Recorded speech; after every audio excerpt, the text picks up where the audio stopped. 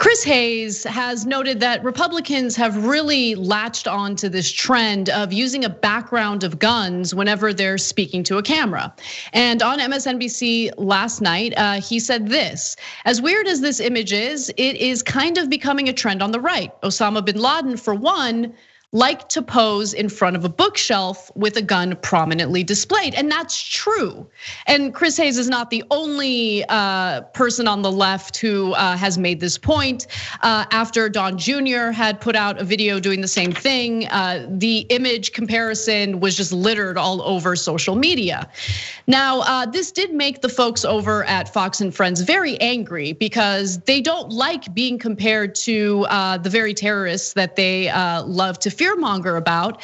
And so let's hear how they handled the criticism from Chris Hayes.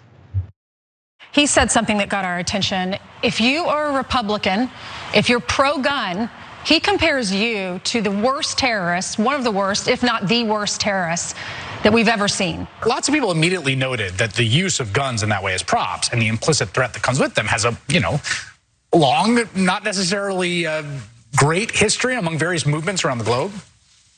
Osama bin Laden, for one, liked to pose in front of a bookshelf with a gun prominently displayed.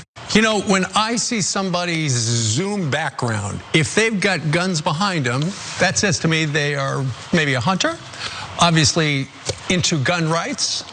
And that would be a very bad house to break into. Right, that comparison though, Steve, sorry to interrupt you, but that comparison, that should make everyone furious. This is a guy, a terrorist, who tried to take everything away from our country. Of course.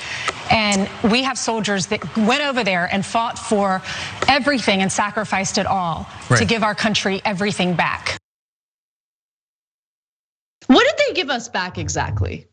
No, I actually feel awful that our soldiers were forced into endless wars that just led to more endless war, right? But what exactly did America lose that we allegedly got back by engaging in these wars? Because we lost a lot. We lost a lot of our soldiers, either through them dying while in combat or through mental health issues that they never received the appropriate mental health care for once they got back to the United States. We lost a lot in resources, certainly tax revenue that was, spent on these endless wars, when in reality, our own people are suffering right now. We have a housing crisis in the middle of this pandemic. We even have a food crisis with people going hungry as they wait in insanely long lines for food banks. I mean, what exactly did we get? What did we get back by engaging in these wars? I'd love to know. I mean, and they don't like being compared to terrorists because they know there's a piece of truth to it. When Don Jr. was in that video, attacking teachers for not opening up schools during this pandemic, he was doing so in front of a wall of guns. Understand that school shootings in this country happen far too often.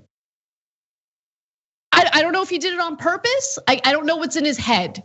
I do know that Don Jr. is a moron, so maybe he didn't think about it ahead of time. But maybe stop and think for a second before you put out a video attacking teachers in front of a wall of guns, you moron.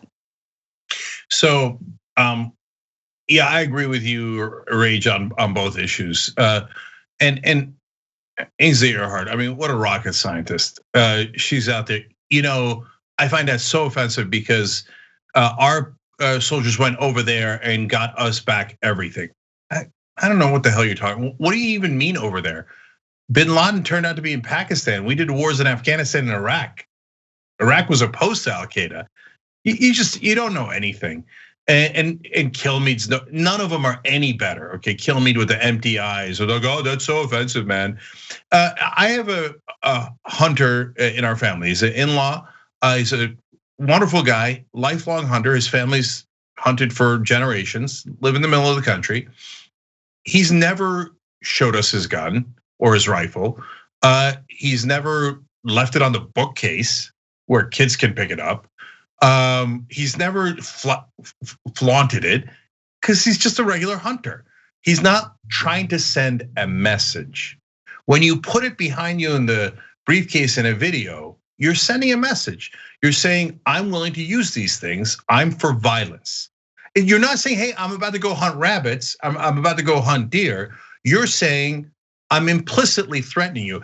Anna, you got the Lauren Boebert pictures, because to me, yeah, that's a perfect example of it. She purposely put the weapons behind her to send that message. So now that's the video that she did, and that's the picture of it. And I mean, look at how insane that looks. All those, high-powered weapons that meant to kill people with great magnitude, all behind her, like, oh, it's perfectly normal. Like that, oh, on my bookcase, I've got a copy of Milton Friedman's book and a weapon that I could pick up and murder everybody in the house with instantly. Okay, but has it always been there? Can I see the other picture? This is the before picture. Oh, they weren't there in the bookcase. She put them in the bookcase later to send a message of, we're willing to use violence. You know why she did that? Because she's the American Taliban. She is. And you know who they support? They supported the insurrectionists who stormed the Capitol and did political violence. They did violence because they believe in violence. And then Trump is the one that obviously encouraged that, never apologized for it, didn't even apologize to his own vice president who they were trying to murder. And now, who's the most popular politician in the Republican Party? Every poll indicates it's Donald Trump. For the Republican voters, violence isn't the bug, it's the feature.